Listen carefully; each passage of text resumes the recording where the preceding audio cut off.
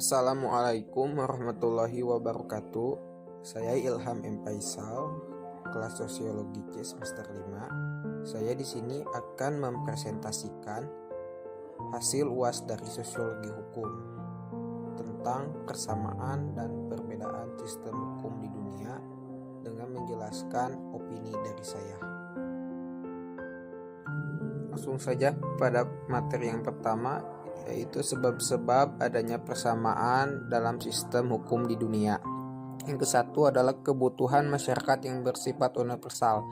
Artinya, persamaan yang sama antara manusia adalah sistem-sistem yang membuat adanya kesamaan.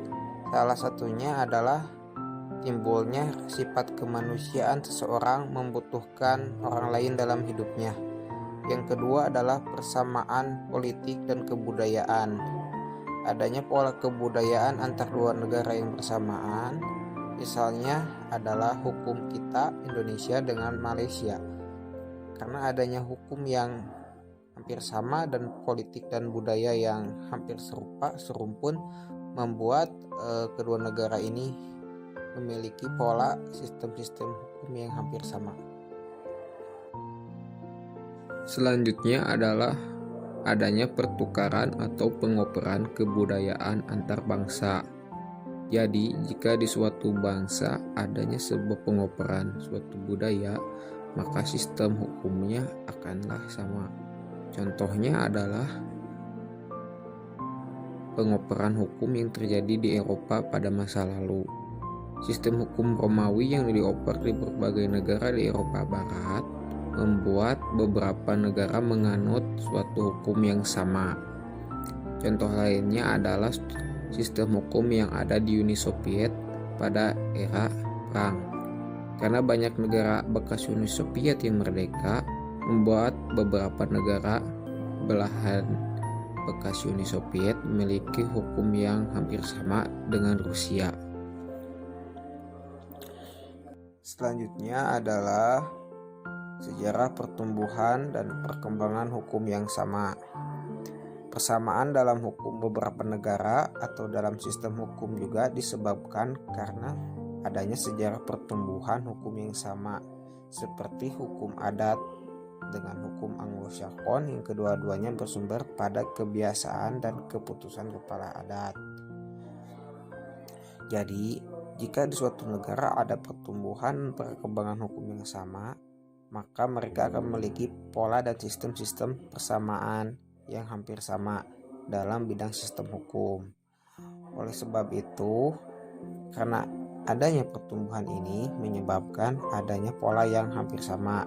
Selanjutnya adalah infiltrasi ketentuan hukum atau lembaga-lembaga hukum dan buah pikiran tentang hukum. Persamaan-persamaan dalam hukum atau sistem hukum antar negara yang berbeda dapat pula disebabkan karena infiltrasi ketentuan hukum tertentu, seperti adanya kekuatan asing yang mengatur suatu hukum di suatu negara. Selanjutnya adalah adanya pertautan sejarah antara dua sistem hukum atau lebih bisa menunjukkan persamaan-samaan karena adanya pertautan sejarah. Misalnya hukum Indonesia sangat bertautan erat dengan hukum Belanda karena Indonesia pernah dijajah oleh negara-negara dengan sistem hukum Eropa seperti Inggris, Portugal, dan Spanyol. Maka oleh sebab itu bakal ada kecenderungan sistem hukum yang sama antara Indonesia dan negara-negara barat yang pernah menjajah Indonesia.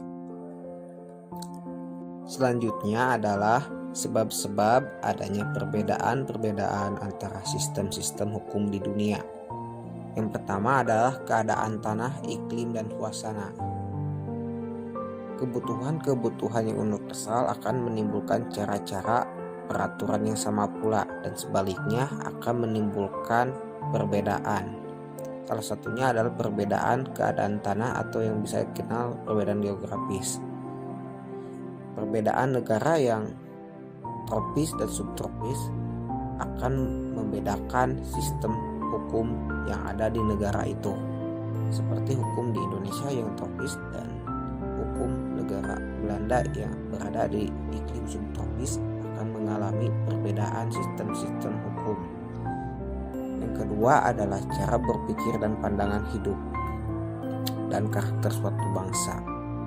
Cara berpikir dan pandangan hidup suatu bangsa tercermin dalam kebudayaan dan hukumnya.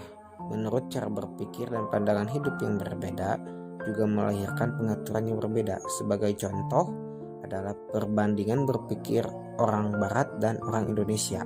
Orang Barat digambarkan berpikir secara analitis, sistematis, dan abstraksis, sedangkan orang Timur atau orang Indonesia akan berpikir secara konkret dan real.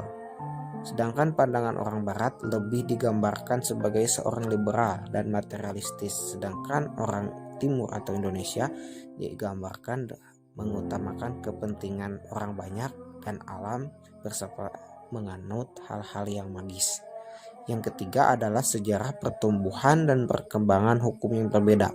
Hukum di negara-negara yang termasuk negara hukum Eropa atau negara Barat akan memiliki pokok aliran pengertian hukum yang berasal dari hukum Romawi. Hukum ini berkembang di Eropa karena dahulu Romawi hampir menguasai seluruh daratan di Eropa.